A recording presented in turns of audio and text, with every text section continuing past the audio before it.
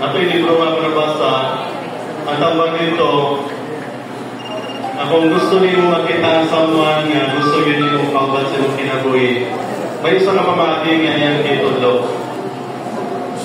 Nagdipindi sa lugar asa ka nag-aato. Asa nag-aato. Kung gusto mo daw o ngayon na ito, hindi ko inom-inom, nga partners kinabuhi, pwede ka ito sa mga bar, na mga bar, na may inom-inom. Dako ang chance ang katulong mo videoan na taga dito. No? So, ang ginapoint no, sa mga libro na kung sa natawang gusto na ito, dito ka ito nga grupo o asa na ang tapo. In short, kung gusto na ito nga personal nun, Adventist po na ito mabinyoan, asa man ito mga ito? Mga batanon sa high population. Nahatra sa high population. So, muna na pasalamat kita ganay mga ingani, no? Kay sa naman ang pamagi makatanap-tanap kita sa uman. Kaya mo po din sa ako sa una, ganing wato po mga baligot, mga crusade, seminar. Diligid mo wala nga mo tanaw ka.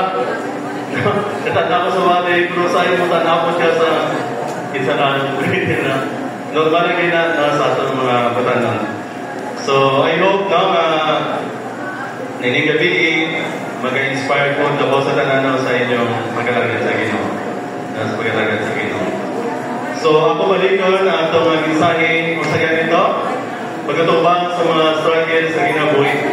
Kung gusto sa mga sinati o mga mabanat o leksyon, sa kinabuhi ni Hezekiah. Kinsa kailan kay Hezekiah? Kailan mo kay Hezekiah?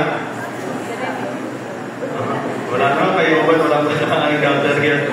Ako ba siguro may idea? So, si Hezekiah, naimo siya hari sa edad nga 25 years old. Batanon pa, dili. Batanon pa kay sa atong hibalo, 13, padulong sa 35 years old. Young people, tama na? 13 to 35. So, meaning, nasa sa tumatungan 25 years old, naimo siya hari. Naimo siya hari.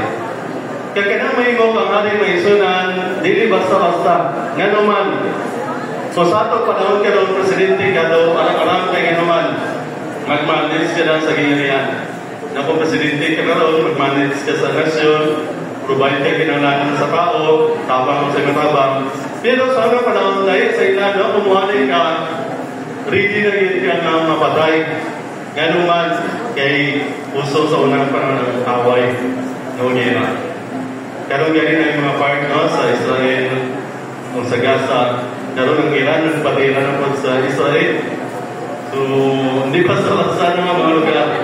Kaya, high-tech na patiyan nila na mga missile o pampatay.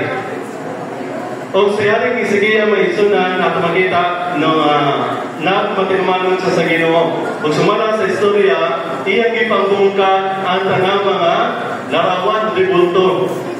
Kaya naman, nawala na yung pagsimba sa Diyos. Kung gusto sa ribulto, larawan nga gibungkag, giabugid ni King Hezekiah. Ano sa mga ribulto?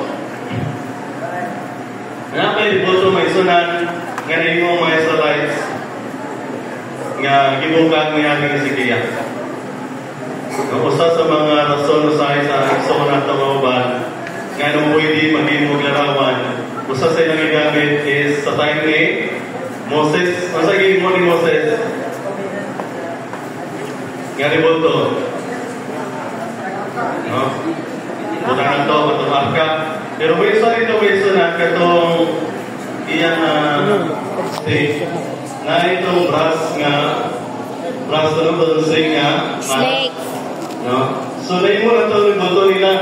So, sa time sa mga Israelites, wala nila ito iwala.